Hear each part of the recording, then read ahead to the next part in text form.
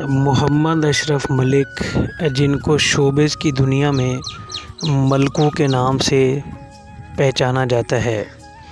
آج کی ویڈیو میں پاکستان کے مشہور سنگر ملکوں کے بارے میں آپ کو مکمل تفصیلات بتاؤں گا۔ ان کی اپنی پرسنل زندگی، ان کی شوبز کی جو لائف ہے، ان کا جو میوزک کا کیریئر ہے، تمام تفصیلات آپ کو اس ویڈیو میں ضرور ملیں گی۔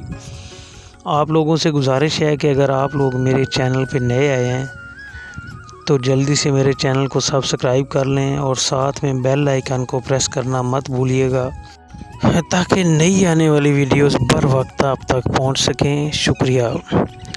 جی ویور، تو اب چلتے ہیں آج کی ویڈیو کی طرف۔ محمد اشرف ملک عرف ملکو 27 مئی 1974 کو سرگودا میں پیدا ہوئے۔ محمد اشرف عرف ملکو کے میوزیکل کیریئر کی اگر بات کی جائے تو انہوں نے 2004 میں اپنے کیریئر کا آغاز کیا اور 2004 میں جو انہوں نے پہلا البم ریلیز کیا تھا، اس البم کا نام تھا کدی سوچنا بھی نہ۔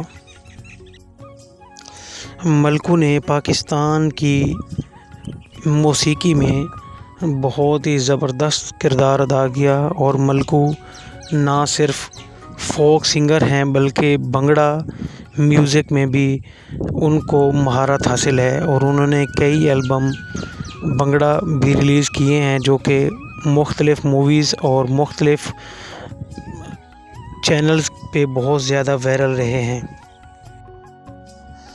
ملکو اسٹوڈیو سے ملکو نے 2018 میں ملکو اسٹوڈیو سیزن 1 شروع کیا، جس میں انہوں نے بہت ہی لاجواب قسم کے گانے گائے جو کہ عوام نے بہت زیادہ پسند کیے، جن میں خصوصی طور پہ ان کے ٹپے اور مائیں شامل تھے جن کو عوام نے بہت زیادہ پسند کیا۔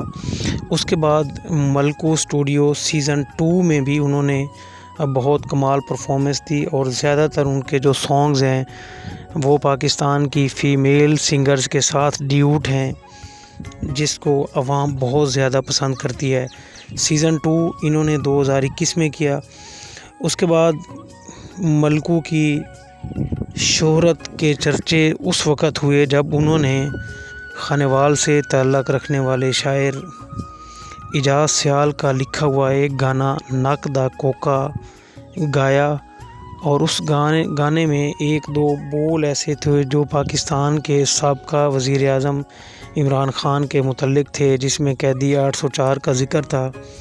اس گانے نے اتنی زیادہ بلندی حاصل کی کہ ملکو اسٹوڈیو ایک دفعہ ٹی سیریز اور بہت بڑی بڑی کمپنیز کو پیچھے چھوڑ کے بلندیوں کی طرف چلا گیا۔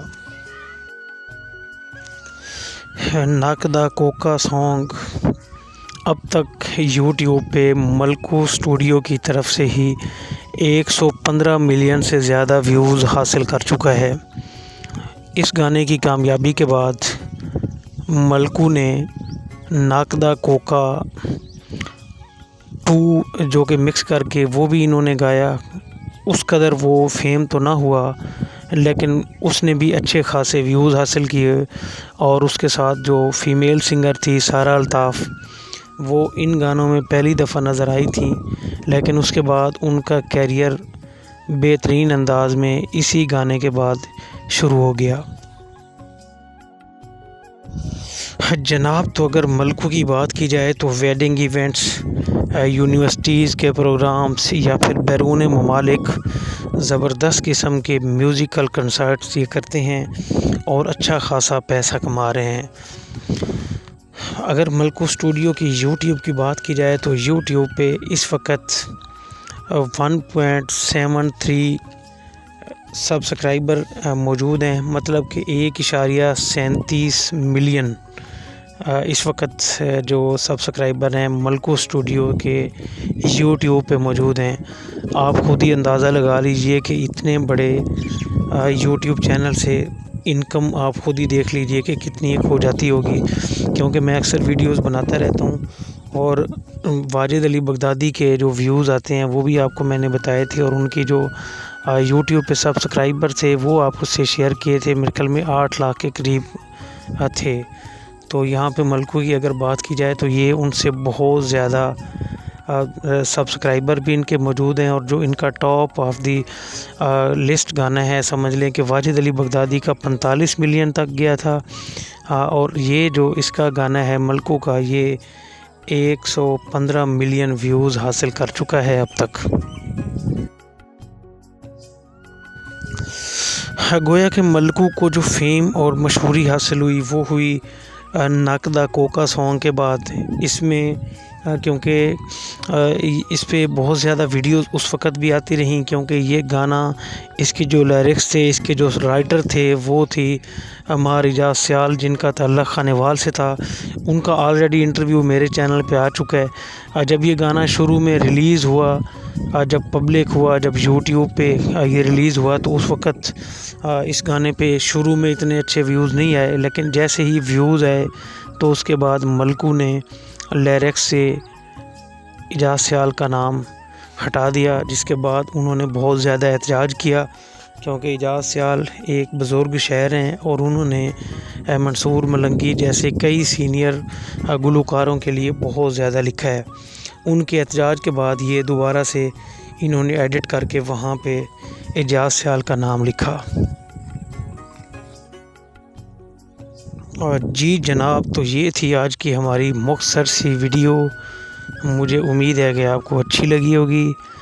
مزید اس طرح کی ویڈیوز کے لیے ہمارے چینل کو دیکھتے رہیے۔ اپنا اور اپنے چاہنے والوں کا ڈھیر سارا خیال رکھیے۔ اللہ حافظ۔